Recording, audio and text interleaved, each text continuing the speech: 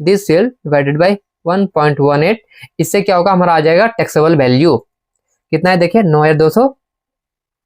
अब देखिए आपको यहाँ पे देखिए कुछ पैसे का डिफरेंस है, 2 रुपए कम पड़ रहा है, ठीक है। तो एक काम करते हैं, यहाँ पे डाइनिंग चेयर में आ जाएंगे। हाय एवरीवन, आप सभी का और एक नए वीडियो में स्वागत है। तो दोस्तों, अगर आप भी एक अकाउंटेंट हैं या फिर अकाउंटेंट बनने की तैयारी कर रहे हैं तो आज का वीडियो आप सभी के लिए बहुत ज़्यादा इन्फॉर्मेटिव होने वाला है। देखिए आज की इस वीडियो में मैं आपको रियल लाइफ ऑफिस में यूज होने वाला एक बहुत ही कमाल का ट्रिक बताने वाला हूँ, जो कि पर्सनली यूज करता हूँ और इससे आप सभी को भी बहुत ज़्यादा हेल्प मिलने वाला है। ठीक है, यहाँ पर हम लोग सारा चीज कैलकुलेशन करेंगे एक्सेल में और इसका एंट्री करेंगे टैली में। तो सबसे पहले समझते हैं उसका प्रॉब्लम।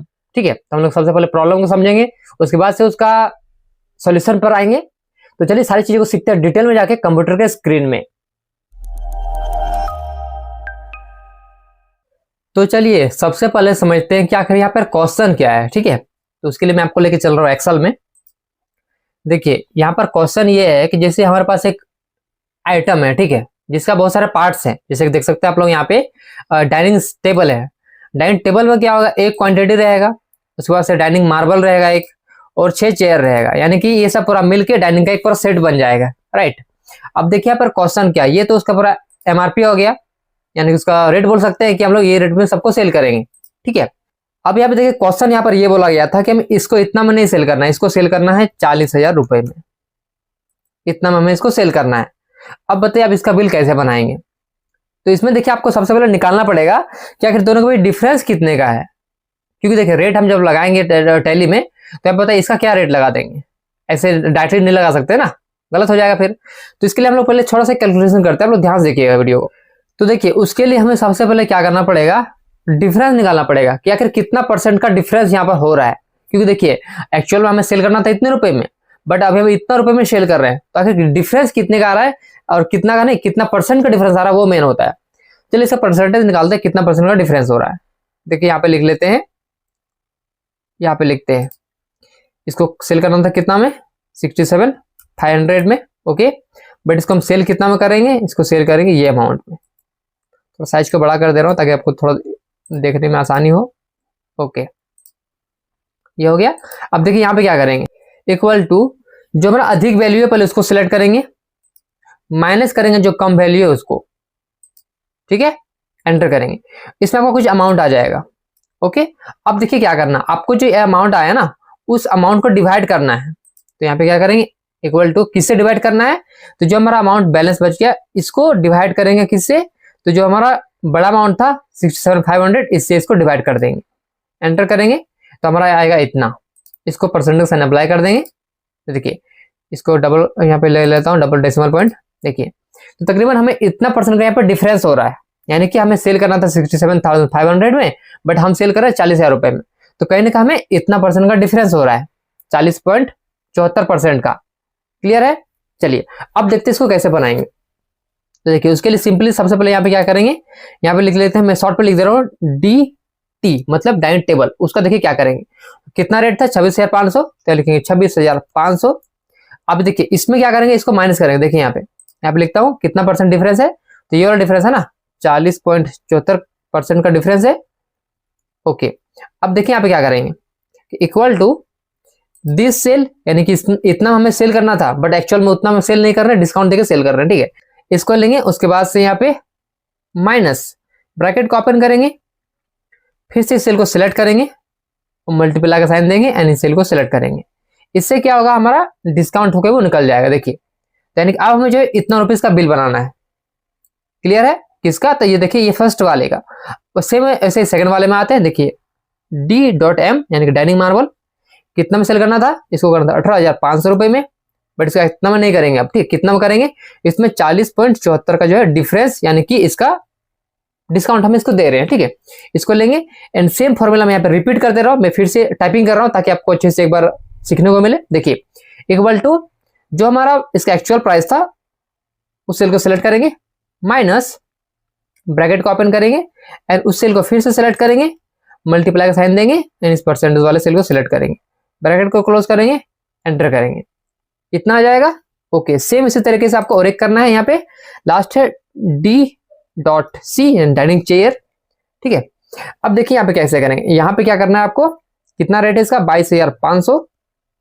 सेम वही परसेंटेज डिस्काउंट रहेगा, इसको यहाँ पे टाइपिंग करेंगे और सेम फॉर्मूला यहाँ पे देखिए, आप चाहे तो कंट्रोल डी करिए यहाँ पे, तो आपका देखिए डुप्लीकेट आ जाएगा, यानी कि जो ऊपर में रहेगा ना वो फॉर्मूला कॉपी होकर नीचे आ जाएगा।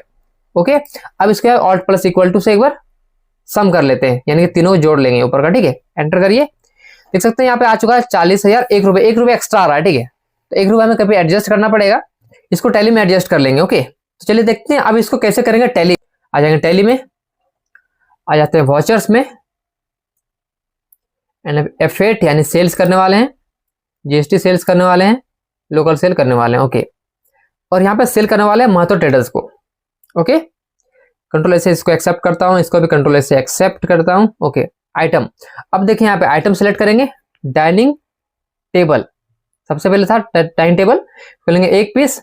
अब देखिए यहाँ पे एक्सेल में आ जाते हैं, अब देखिए इसका अमाउंट क्या है, इसका डाइनिंग टेबल का 15,704 रुपए, और देखिए इसमें जीएसटी भी इंक्लूड है, तो सबसे पहले आपको जीएसटी को एक्सक्लूड करना पड़ेगा। ठीक है, उसके लिए यहाँ पे आपको पता होना चाहिए कि इसमें कितना परसेंट का जीएसटी लगा हुआ है इस आइटम में। उसके लिए आपको टैली में आ जाना है, इस आइटम को कंट्रोल एंटर करेंगे आइटम में, देखिए तो दिख जाएगा आपको, देखिए इसमें कितना परसेंट टैक्स लगा हुआ है, 18% का टैक्स लगा हुआ है। ओके, इसको स्किप करते हैं, आपको फिर से एक्सेल में आ जाना है और यहाँ पे देखिए क्या करना है, equal to this cell divided by 1.18। आपको मालूम होना चाहिए जीएसटी कैलकुलेशन में क्या होता है, अगर 18% रहेगा तो उसको 1.18 से डिवाइड किया जाता है, उससे आपका टैक्सेबल वैल्यू निकल जाएगा। ठीक है, अगर आपको जीएसटी कैलकुलेशन करना नहीं आता है तो आप इस वीडियो को देख सकते हैं, जहां पर मैंने डिटेल में बताया हुआ कि आप जीएसटी कैलकुलेशन को कैसे कर सकते हैं। ओके, एंटर किया मैंने, देखिए तो इसका आ चुका टैक्सेबल वैल्यू 13,308 रुपए। इसको आपको टैली में लिखना है, सिंपल आप चाहे तो इसको कॉपी भी कर सकते हैं, यहाँ से कॉपी कर लेंगे, आ जाएंगे टैली में, एंटर करते आगे बढ़िए। यहाँ पे देखिए रेट में आपको कंट्रोल वी से पेस्ट कर देना है। अब देखिए डेसिमल पॉइंट पे आ रहा है तो ऐसा नहीं चाहिए हमें, जिसको मिटा देते हैं, सिंपली यहाँ पे लिख देंगे 13,308। ठीक है, जो कि हमारा एक्सेल में था। और एक काम कर सकते हैं, देखिए आप लोग यहाँ पे इसको एक काम करिए, यहाँ पे इसमें डेसिमल पॉइंट को अप्लाई कर देते हैं, इसको सिलेक्ट करिए, यहाँ पे इतना डेसिमल पॉइंट को अप्लाई कर देंगे। देखिए तो कितना आ रहा है, 13,308.39 आ रहा है ना। ओके, तो फिर मैंने लिखा 13,308 रुपये। ओके, आगे बढ़ते हैं, अभी नेक्स्ट आइटम को सिलेक्ट करेंगे, डाइनिंग, और इस बार लेते हैं मार्बल को। ओके, कितना पीस चाहिए, 1 पीस चाहिए। ओके, अब देखेंगे इसमें रेट हमने कितना कैलकुलेट किया था, तो देखिए मार्बल कितना था, इतना था। ठीक है, इसको भी सेम ऐसे करेंगे, equal to this cell divided by 1.18। इससे क्या होगा, हमारा आ जाएगा टैक्सेबल वैल्यू कितना है, देखिए 9,290 आ रहा है, तो इसको हम 9,291 मान सकते हैं। ठीक है, तो चलिए आ जाते हैं टैली में, 9291। ओके, एंटर करते आगे बढ़ जाइए। सेम यहाँ पे फिर डाइनिंग चेयर लेंगे, तो चेयर को ले लेते हैं इस बार। अब देखिए चेयर कितना पीस चाहिए, 6 पीस चाहिए ना, क्योंकि 6 सीटर का डाइनिंग बन रहा है इसके लिए। अब देखिए इसका अमाउंट कितना है, यहाँ पे देखेंगे, देखिए अब ये देखिए जो आपको रेट यहाँ पे देखने को मिल रहा है, इसमें 6 चेयर का रेट है। ठीक है, तो सबसे पहले हम क्या करेंगे, यहाँ पे निकालेंगे 1 चेयर का रेट, तो क्या करेंगे उसके लिए equal to this cell divided by 6, इससे हमारा 1 चेयर का रेट आ जाएगा। देखिए अब देखिए इस रेट में हमारा क्या जीएसटी भी इंक्लूड है, तो इसको बड़ा कर दे रहा हूँ साइज को, देखने में आपको ईजी रहेगा। डेसिमल पॉइंट पर अप्लाई कर दे रहा हूँ, यहाँ पे 2 पॉइंट तक काफी है। देखिए तो ये जो अमाउंट आया, देखिए इसमें ये 1 का रेट आ गया। ठीक है, बट इसमें जीएसटी भी इंक्लूड है, तो जीएसटी एक्सक्लूड करने के लिए क्या करेंगे, equal to this cell divided by 1.18, enter. देखिए कितना है, 1883। ठीक है, इसको लिखना है आपको टैली में, 1883, एंटर करते आगे बढ़ जाइए। अब देखिए आपको यहाँ पे देखिए कुछ पैसे का डिफरेंस है, 2 रुपए कम पड़ रहा है। ठीक है, तो एक काम करते हैं, यहाँ पे डाइनिंग चेयर में आ जाएंगे, एंड यहाँ पे देखिए इस जगह पे आगे बढ़ जाइए, देखिए यहाँ पे लिख देते हैं 11,299। ठीक है, 11,299 देख सकते हैं। यहाँ पे हमारा जो टोटल जो है बिल बनना था 40,000 रुपए का, जो कि हमारा बन चुका है। तो देख सकते हैं यहाँ पर टोटल हमारा 40,000 रुपए का अमाउंट आ चुका है, जो कि हमें यही चाहिए था। तो देखिए इस तरीके से आपको ऐसा बिल बनाना होता है। अगर आपके केस में कुछ ऐसा सिनेरियो रहा जहां पर आपको मल्टीपल आइटम्स होते हैं और आपको डिस्काउंट देना रहा कुछ, तो उस केस में ठीक है, क्योंकि देखिए यहाँ पर जो हमें एक पर्टिकुलर कोई डिस्काउंट नहीं बोला गया था, हमें ओनली ये बोला गया था कि आपको इतना रुपए में सेल करना है, यानी कि इसका रेट था इतना, बट आपको सेल करना 40,000 रुपए में। यानी हमने एक्चुअल हमें ये बताया नहीं गया था कि हमें कितना रुपए का डिस्काउंट देना है। देखिए अगर बोला था कि डिस्काउंट देना है तब तो इजीली निकाल लेते, बट हमें डिस्काउंट तो बोला ही नहीं गया था ना, तो इसके लिए हमने यहाँ पे इस तरीके से इतना सारा कैलकुलेशन को किया यहाँ पे। ठीक है, तो आई होप आपको इस वीडियो से बहुत कुछ सीखने को मिला होगा। Thank you. और देखिए इस वीडियो के बाद भी अगर आपके मन में किसी भी तरह का और भी सवाल है तो आप मुझसे नीचे कमेंट सेक्शन में पूछ सकते हैं।